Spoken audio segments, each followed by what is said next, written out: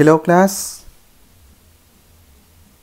Shear and moment in beams.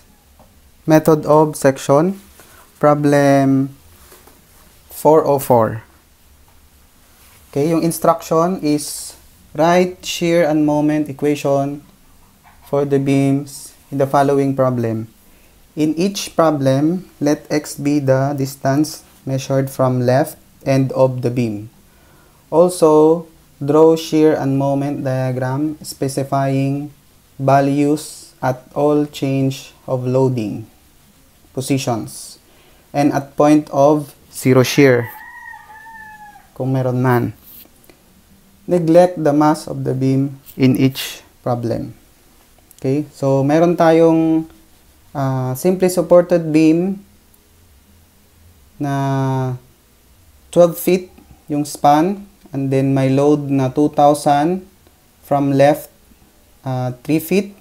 And then may applied na moment from left 9 feet. Okay? So method of section tayo. Okay, una, computein natin yung reaction from A to B. And then, but before that, yung dito sa letter A, B, C, D, sa problem, wala pa yan. So, i-designate natin yan. So, paano i-designate?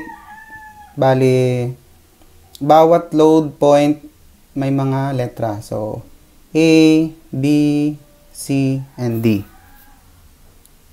Okay? Kunin natin yung reaction ng A at saka RA at saka RD. Okay. Summation of moment at A is equal to 0. RD, so moment arm is 12 plus, okay, positive to. Wala pang positive yan kasi nagmo-moment pa lang tayo. So, RD, so counterclockwise.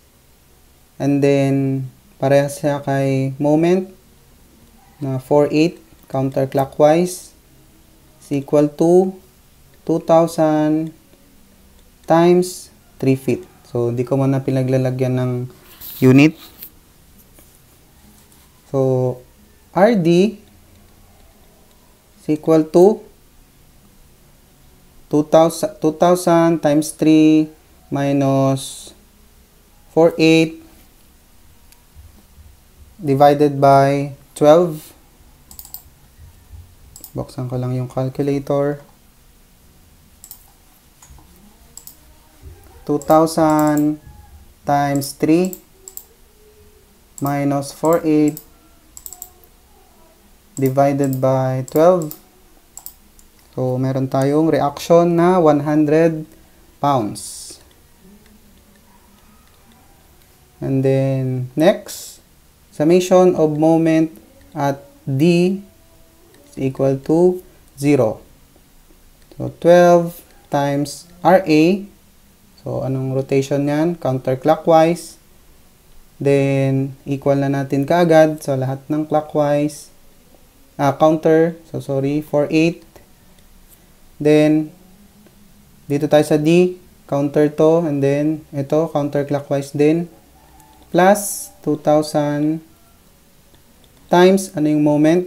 So, dito tayo, 3 plus 6, yung moment arm niya is 9. Mayroon tayong R of A na 4,800 4,800 plus 2,000 times 9 divided by 12. Meron tayong 1,900. Then, magkakaroon tayo ng checking para masigurado. Checking So, summation of force vertical is equal to 0. So, downward, 2,000. Yung shear. So, ito, hindi na natin isasali kasi moment yan.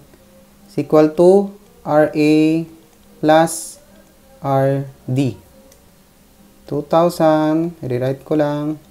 RA is 19 plus RD na 100. So, parehas sila na 2,000.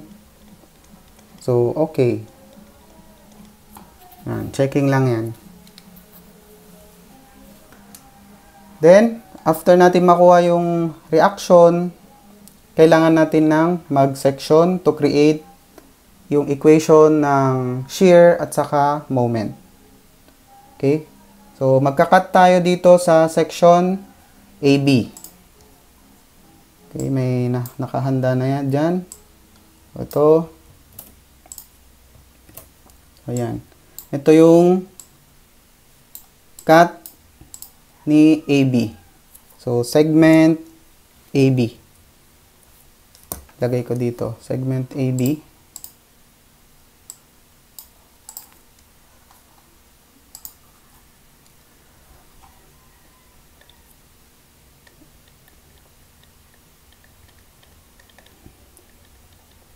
Segment AB, gagawa tayo ng equation. So,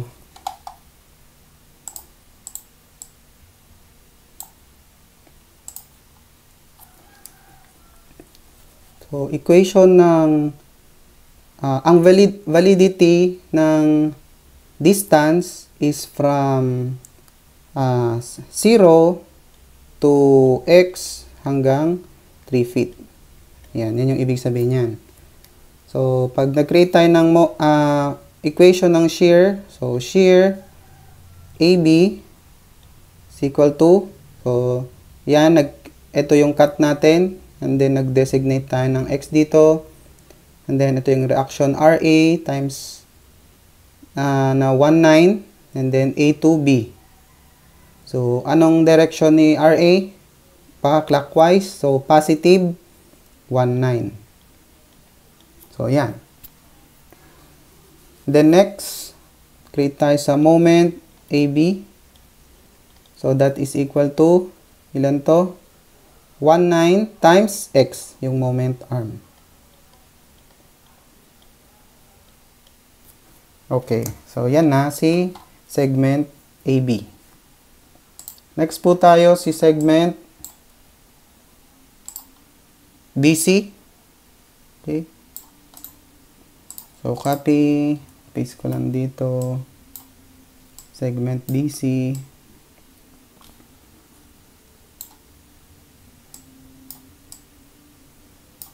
So, yan si segment BC. Dito tayo nag-cut from dito sa 3 to 6. Yan yung cutting natin na segment. So, segment BC. Lagay ko na lang dito, BC. Segment BC, yung distance niya na valid is from 3 feet hanggang 9. So, kasi 3 plus 6, kaya 9.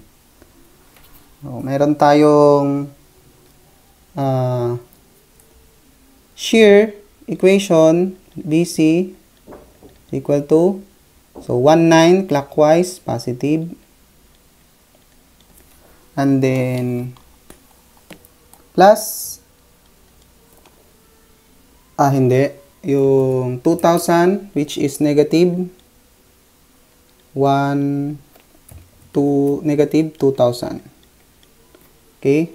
So, that is equal to negative 100. So, moment BC naman tayo. So, 19 to times moment arm X. Okay? Then, minus 2,000 times, so, ito, anong distance nito from dito sa cutting plane? Yan yung X minus 3. Kasi 3 to, di ba? So, nakaroon tayo ng x minus 3. That is equal to, simplify natin, 19x minus 2000x plus, kasi negative, 6,000. So, continue ko dito. Moment of BC is equal to 1900x minus negative 2000x equal to negative 100x. Tapos yung natira plus 6,000. So, dagdagan ko lang ng 0 to. So, yan na po yung equation BC. Next po tayo, segment CD. So, mag-cut po tayo from here, 9 feet to 12.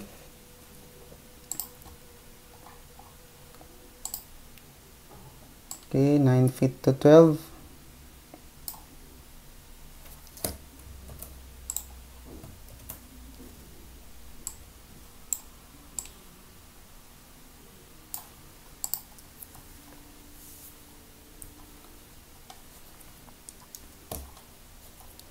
Segment BC, CD. So, CD, lagay ko dito. Then, yung distance niya na valid is from 9 feet to 12 feet. Okay? And then, ito, designate natin na X from yung cutting plane natin dito. Dito sa may reaction na 19. Then, may 3 feet tayo from here, 2 feet. Ayan po. So, shear natin. So, shear BC is equal to, ito, 19. Positive kasi pa-clockwise. And then, yung 2,000 ay counterclockwise, pa-negative. Okay? And then, hindi naman to shear. So, yan na yun. Negative 100. Then, moment BC. CD pala itong mga to. CD is equal to, wait lang, palitan ko mamaya.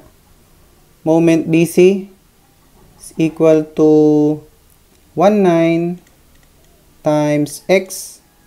Clockwise. Yung 2,000, counter. 2,000.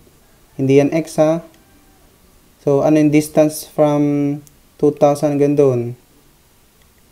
So, meron tayong X minus 3.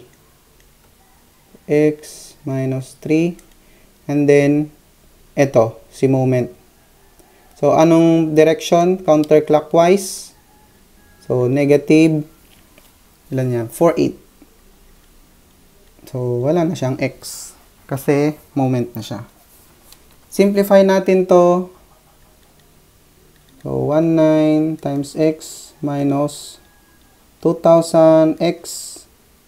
So, dito ko na sa baba. Plus, negative, 2,000 times 3 is equal to positive 6,000 minus 4,800. So, mayroon tayong 19X minus 2,000X, negative 100X. 6,000 minus 48, so positive 1,200. So, ayan po yung equation natin throughout the section. Susunod po, i-drawing na natin yung shear and moment. So, take note sa mga equation. So, ito po yung shear and moment dito. So, ganyan na. So, ito rin siya. So, niready ko na yung shear and moment. So, bago yan, compute muna natin yung mga add. Okay, isa-isay na lang natin.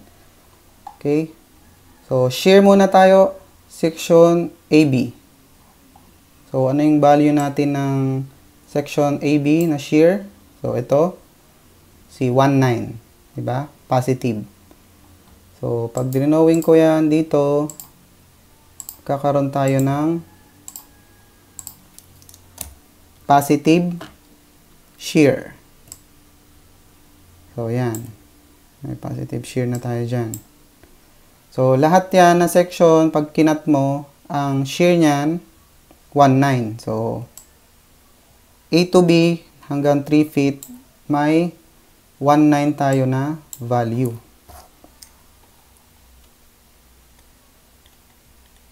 Positive. Okay, so, stop tayo dito kasi may load. Bababa tayo ng 2,000 na unit. So, 2,000 magbababa tayo. So, ilan na to? 1.9. So, kulang na lang tayo ng 100. So, negative 100. Pag tinignan natin yung equation, pag sinubstitute natin, hindi, wala na. So, ito BC. Yan na yun. Sakto. BC. So, entire beam ng BC. So, meron tayong 100. So, valid siya sa 3 to 9. So, hanggang 9. So, straight line yan kasi 0 degree kasi wala namang shear. Yung shear natin is 0 and then pag dinowing natin is wala. Tapos pag dinowing natin magiging 0. Then, ito, stop tayo kasi may load. Pero dahil moment yan, so hindi siya shear. So, walang changes. And then, tignan natin yung shear from B to C. C to D. So, di ko pa napalitan to kanina. So, C to D yan. Lagyan ko lang ng subscript na C to D.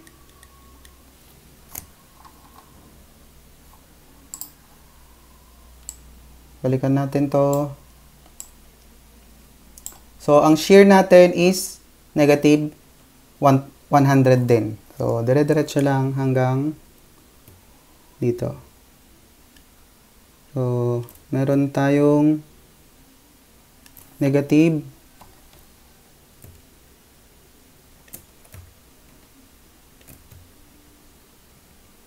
So, ayan. And then, lastly, RD, pataas. So, saktong magko-close na siya.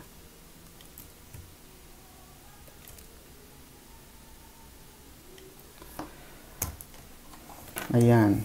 Yan na yung shear natin. Okay?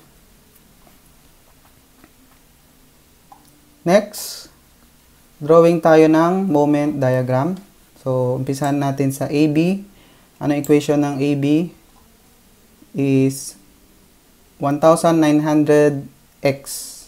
So, pag 0 distance, so, multiply natin yung 1,900 times x. So, at x is equal to, so, dito kasi yung 0, multiply natin ng 19, so, 0 pa din. Okay, so, 0 pa din yan. Then, hanggang 3, so, ito yung 3 na location, 3 feet. So, 19 times 3, kakaroon tayo ng value na 1,900 times 3 is equal to 5,700 dito. So, meron tayong 5,700 na moment. Positive. Kasi pa clockwise. And then, di ba 0 degree to? So, magkakaroon tayo ng line na straight line from 0, which is moment x, hanggang dun. So, first degree, pa-positive. So, pag line na pa-negative, so, down to the right. Then, tapos na tayo sa AB. BC naman tayo na moment. Meron tayong, so, kinontinue natin dito, BC, negative 100x plus 6,000. Ano yung distance natin? From x, from 3 feet. So, negative, substitute natin yung 3, negative 100 times 3 negative 100 times 3 plus 6,000. So, meron tayong 5,700. So, ito na rin yun. At 3. And then, yung isa, 9 feet. Okay, from 3 to 9 tayo. So, negative 100 times 9 feet plus 6,000. Meron tayong 5,1 na value. So, dito yan sa 9, meron tayong 5,1. 5,100. Okay. Mas mababa sa 5,700. Then, drawing tayo ng line na first degree. Kasi 0 degree itong ito. Okay. Then, next. Stop tayo dito kasi may moment. Diba? So, moment equation at 9 feet. So, 5,1. Diba? And then, ano to? Pa-counter. So, ibig sabihin, meron tayong pababa na moment. So, mabababa tayo ng ilan yun? 4,8. So, mangyayari, 5,100 minus 4,8 is equal to 300. So, positive pa din. Pero kung malaki yan, so, 10,000, ganun, may possibility na lalagpas na siya. So, ito, positive pa rin tayo. 300. And then, lastly, sa segment CD, may equation tayo ng moment na negative 100x plus 12. If x natin is 9 feet, kasi 9 feet yung ano natin dyan. So, negative 100 times 9 feet plus 1,200. So, meron tayong 300. Same as dito. And then, last, 12 feet. So, negative 100 times 12 feet plus 12. So, sakto yan, 0. So, drawing na natin yung 12 feet may 0, saka 9 feet may 300. Anong slope? 0 yung shear. Ibig sabihin, yung slope natin dito is first degree, which is eksakto, kasi 0 dyan. So, ayan po, yung shear and moment ng problem 404. Ang maximum moment niya is 5,700. Okay? Thank you.